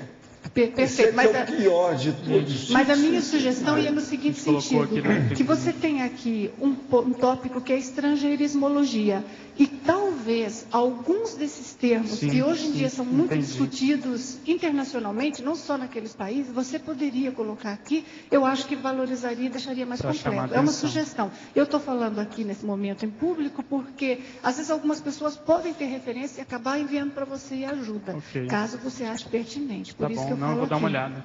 Obrigado. Agora aqui, quando a ideação suicida ou homicida no contrato terapêutico com o paciente, tem que ficar claro que ele pode ser quebrado nessas circunstâncias. podendo a relação se desfazer no futuro, mas pelo menos uma ou mais vidas foram salvas. Sim, dos males o menor, exatamente. Certo? Agora aqui outro. Tentei, de fato, 2 vezes em minha série X o autocídio. Uma vez inalando o gás do fogão, ainda adolescente. E outra vez fiquei com uma perna para fora da janela do 9º andar, olhando para baixo durante 5 a 10 minutos. Provavelmente os amparadores me auxiliaram e alguns dias depois do ocorrido me auto-internei em um hospital psiquiátrico, onde fiquei por 13 dias. A ideação de autocídio volta e meia se instala em meu holopensene. Ou seja, o autoassédio continua firme e forte. No fundo, o que impede concretizar tal burrice, burrilda, é a neofilia. A curiosidade que a ProEx é uma oportunidade rica para se aprender e servir a multidimensionalidade e, portanto, sempre há esperança de que tudo melhore. Acho que está bem lúcido, né? Está bem consciente aí. Vamos ajudar os outros. E vale a pena até arregaça as mangas. Escrever sobre isso, né? Para ajudar outras pessoas. Seria bom escrever. Tem experiência. Aviso, já estão encerradas as vendas de ingresso para o jantar comemorativo dos amigos da enciclopédia. Impressionante, hein? Professor Valdo, sim. Só uma complementação. Você quer falar alguma coisa? É que nós já estamos com as vagas todas praticamente preenchidas e algumas pessoas deixaram o nome, quem não é amigo da enciclopédia, para comprar o ingresso. Então a gente só está vendendo os ingressos para essas pessoas que deixaram o nome na lista. Tá? Então ontem deu um equívoco aí na informação e algumas pessoas estão achando que está podendo comprar quem não estava com o nome na lista. Compreendo. E um outro agradecimento, a gente vai trazer amanhã a lista das empresas que estão patrocinando o jantar. Então nós já fechamos o orçamento com essas empresas e a gente queria agradecer a elas, né, esse patrocínio. Amanhã a gente vai trazer. Muito bom. Agora eu fiz um levantamento aqui, acho que é interessante, das principais taxas de suicídio no mundo. Os que ganham mais são os países do leste europeu, desde a ex-União Soviética. Então, a principal é a Lituânia, com 42 por 100 mil habitantes. Para a gente ter uma ideia, o índice mundial é 16 para 100 mil habitantes. Então, a Lituânia, 42, Bielorrússia, 36,8, Cazaquistão, 29,9, depois vem a Hungria, Guiana, Eslovênia, Letônia, Ucrânia, e em 10º lugar vem o Japão, que a Nancy lembrou. No caso do Brasil, eu fiz aqui um levantamento. Os principais estados são Rio Grande do Sul, Santa Catarina, Amapá e Minas Gerais, isso para o suicídio masculino, e o feminino Minas Gerais, que ganha, Mato Grosso do Sul, Amapá e Rio Grande do Sul. E um fator interessante também que eu achei, que apesar de mundialmente o suicídio ser mais comum nos homens, somente na China é que as mulheres ganham, principalmente nas áreas rurais. Então as mulheres se matam mais na China do que os homens. Isso contradiz e se contrapõe às tendências mundiais, né? Então a gente vê no caso desses países do leste europeu, principalmente o processo econômico como sendo fator etiológico maior, né? Pedro, queria só te dar a dica para acrescentar na filmografia. Aborda tanto a questão suicídio como eutanásia, na verdade mais eutanásia, mar adentro, que tem inclusive uma cena de projeção do personagem principal, e as invasões bárbaras, que o personagem principal tem câncer e ele faz exatamente todo esse processo de reconciliação com o grupo Karma, para depois todo mundo, há um consentimento de toda a família, e a eutanásia é feita em casa, a própria família faz. Agora, esse Invasões Bárbaras é recente ou mais antigo? Não, os dois são antigos. Invasões Bárbaras, depois eu posso ver para você um ano certinho, mas tá bom. deve Não, ter eu vou uns atrás. 8 ou 9 anos. É bem interessante. Okay, obrigado. Dá uma olhada. Lo que mais? Quem é que está com o microfone aí? Vamos ver. Vem cá, seu horário. Não vai falar nada? Hoje é o Pedro. Como é que é?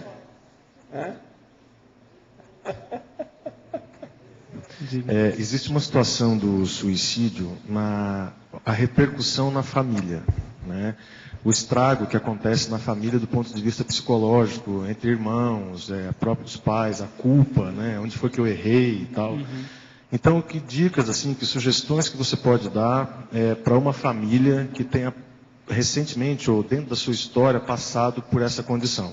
Eu conheço casos dentro da minha família nessa situação de irmãos ou algum parente, primo, que até hoje acha que tem culpa porque não deu atenção, porque não acha que a culpa foi dele, porque não se comunicou, quando na verdade existe um background por trás bem longe dessa realidade. Eu acho que a pessoa tem que entender que se a outra quiser, dificilmente vai ser evitado isso. Se ela quiser de fato, porque não tem como ficar 24 horas por dia com a pessoa. Então ela tem que pensar se ela fez o máximo, se ela tentou, se ela, vamos dizer assim, deu o que ela podia dar, e resolver isso na cabeça dela, porque o fato já está consumado. Às vezes, pior do que o suicídio são essas repercussões, esses efeitos, esse contágio grupal. Chorar o leite derramado. Chorar o leite derramado, às vezes décadas em função disso. Então, a pessoa tem que ter consciência de que é uma situação crítica, difícil, mas que isso tem um limite também, porque o próprio psiquiatra que perde um paciente vítima do suicídio é muito difícil para ele também, principalmente para ele, porque tratava, conhecia, tinha um vínculo.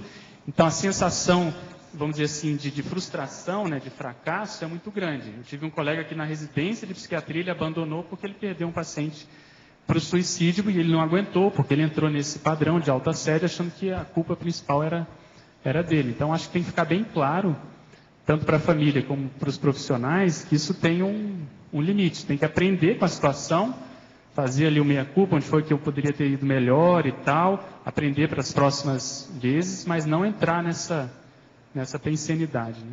Terapia é uma coisa que pode ajudar. A pessoa deve se vale diagnosticar com essa autoculpa. Se ela não conseguir lidar com isso sozinha, eu acho que é o principal fator aí.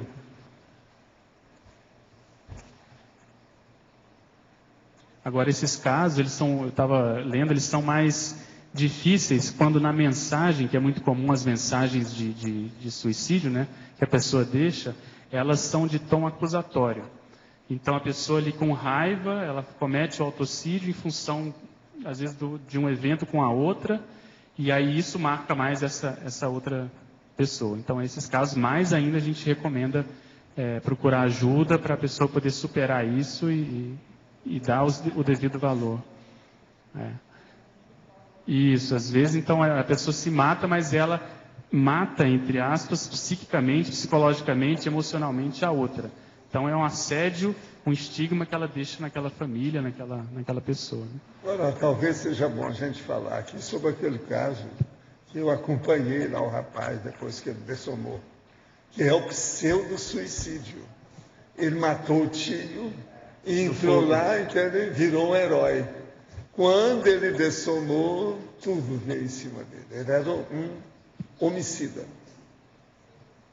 Isso é terrível a gente pensar nessa história. Professor, eu estava pensando justamente o pseudo-suicida. No caso, eu tive umas 2 ou 3 pacientes que, na verdade, elas não queriam se suicidar, queriam chamar a atenção da família, né, problema de ordem emocional. E quando toda a família se juntou em função dela, ela falou para mim que ela, na verdade, não tinha intenção de suicidar, mas ela queria que fosse chamada a atenção dos familiares, porque estava se sentindo muito sozinha. Então tem que ver. Agora, já estava acontecendo, se a família não viesse logo ao encontro dela, que ela já estava, quer dizer, ela não sabia disso, mas eu percebi enquanto psicóloga o quanto que ela já estava assediada, porque ela já tinha ideias, por exemplo, quando ia para a cozinha, pegava a faca de corte e vinha ideia, por que você não pega essa faca?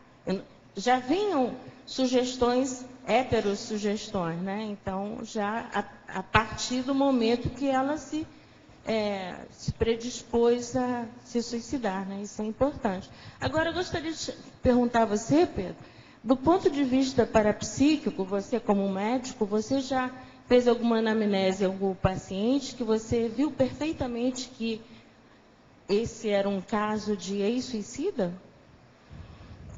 Não de ex-suicida provável, mas de heteroassédio induzindo ao suicídio, sim. Tanto na consciência terapia, quando eu atendi, como no próprio AVA, a gente já atendeu casos assim. E normalmente é um caso composto, né? Tem essas consciências que induzem, inspiram negativamente a pessoa a cometer atos desse sentido, né? Desse naipe aí. Uma das piores coisas que tem atualmente é o suicídio lento gerado pelo superconsumismo. Isso é que a gente precisa estudar muito. Isso pode atingir qualquer um. Pela boca, processo bioquímico, pela boca assédio e outras coisas mais. O superconsumismo não é só a boca, mas de, vamos dizer, grandes prazeres, excessos de risco-mania. Tem um monte de coisa, é um suicídio lento. Pois é, o eletrônico. Celular. É muita coisa. A pessoa não pondera os efeitos imediatos, né, dessas tecnologias. Isso aí tudo é uma coisa que eu acho que devia ser considerado mais. A gente avaliar o suicídio imediato. Gente, começa por aquela da bola na cabeça do jogador de futebol. Eles estão estudando agora, até que enfim. Eu falo isso faz meio século. Só agora que estão começando a bater nessa história.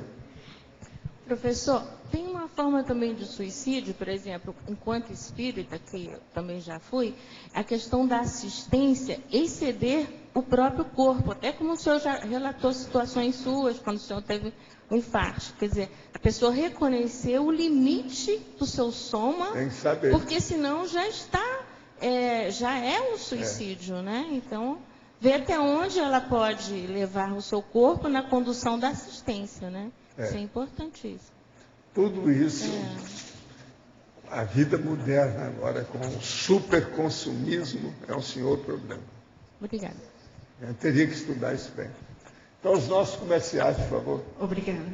As pontuações da tertúlia de hoje foram 68 assinaturas no livro de presença, 27 perguntas presenciais, 29 perguntas respondidas online, 2 votos online. Gostaríamos de solicitar a presença de todos até a finalização dos recados, porque na saída vamos ter uma surpresa para o professor Wagner aqui presente. É assim, ele não sabe quem que é. Hoje vamos ter 3 recados. Ivo e Marco Antônio, curso Saúde Consciencial, Wagner, IAC, comemoração de 10 anos e palestra da professora Nancy. Cristiane Holociclo. E antes, Eduardo vai falar sobre os amigos da enciclopédia. Pessoal, boa tarde a todos. O nosso recado, então, é corrigindo o equívoco de ontem, né? Nós já estamos aí com as inscrições encerradas. Então, as pessoas que vão ao jantar, que não são amigos da enciclopédia, devem pegar os seus convites, né? Pagando o valor de R$60, aqui com os professores Fernando Barbaresco e Eliane Manfroy. Lembrando que o jantar ele é gratuito para os amigos da enciclopédia e todos os recursos desse jantar foram obtidos com patrocínios de empresas aqui de Foz do Iguaçu. Tá? Nós já fechamos o orçamento, o quantitativo, né, arrecadado, já está aí, já zerou, né, do que a gente tinha previsto de despesas para o jantar, já está então com as cotas de patrocínio todas encerradas também. Lembrando que no domingo agora nós teremos um sorteio do livro Onde a Religião Termina, do professor Marcelo da Luz. Teremos uma vaga de ECP1 doada pelo IPC, também a ser sorteado, e uma vaga no Laboratório de Mobilidade Física Vígio, que foi totalmente reformulado, foi inaugurado já, com uma visão, a pessoa senta na poltrona, ela tem uma visão de fundo, né, uma visão do infinito, não tem mais nenhum chamativo ao redor da visão de campo dela. Então, o laboratório está bem mais aprimorado para a técnica. E lembrando também que nos dias 9 e 10 de março, nós teremos as oficinas gratuitas da Enciclopédia da Conscienciologia, oferecidas para quem é amigo da Enciclopédia. Então, lembrando que essas oficinas têm um número de vagas limitado, isso vocês podem se inscrever aqui na recepção do CAEC, também é gratuito para quem é amigo da Enciclopédia. Obrigado. Pessoal, muito boa tarde a todos. Eu vim aqui divulgar o curso modular Saúde Consciencial, que vai ter início aí em 19 e 20 de março de 2011, aqui em Foz do Iguaçu, no campus OIC. Esse curso é uma oportunidade para a pessoa tornar-se terapeuta de si mesma, aprender a diferenciar saúde e doença de acordo com o paradigma consciencial, entender a saúde integral e consciencial e potencializar a própria saúde. Nesse curso tem vários conteúdos: parasemiologia, saúde psicossomática, saúde mental somática, questão da dessomática, entre outros conteúdos.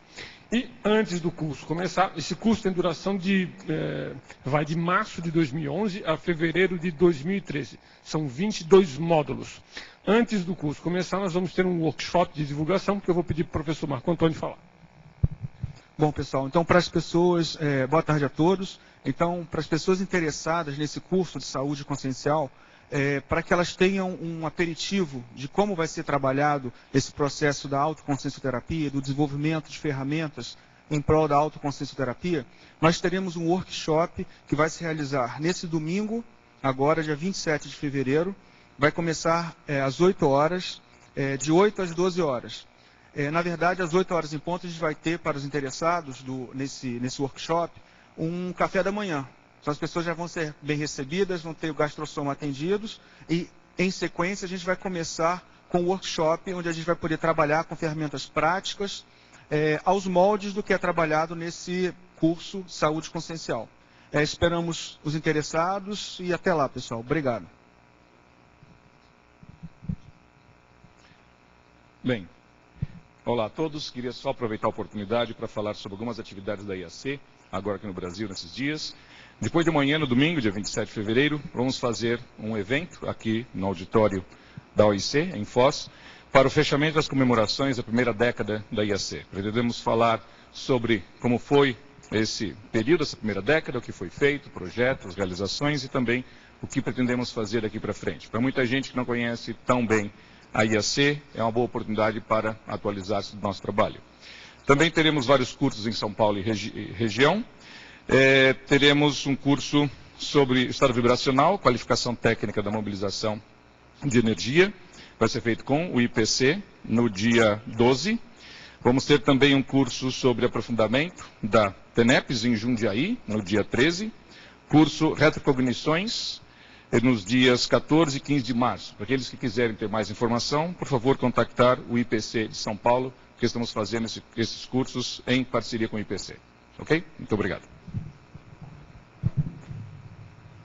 Boa tarde a todos. Meu recado sobre o Holociclo é o seguinte: a holoteca já está fechada para a reforma e o Holociclo, a partir de amanhã, também vai ficar fechado em função da reforma que está ocorrendo lá.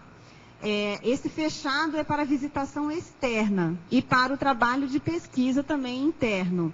Agora, solicitamos que os voluntários do Holociclo continuem indo lá para ajudar na reforma do Holociclo. E da holoteca a mesma coisa, né? E também, então, gostaríamos de ressaltar que o professor Valdo não vai descer nesse período ao Holociclo para os atendimentos. Então, a partir de manhã, ele não vai mais descer no Holociclo até que a gente consiga abrir as portas novamente, sem nenhum tipo de cheiro, né? Algum prejuízo para a saúde de todos. Tá? Gostaria de reforçar isso daí. Então, contamos com a colaboração dos voluntários e a compreensão de todos, e em breve já estaremos reabrindo o Holociclo e a holoteca. Obrigada.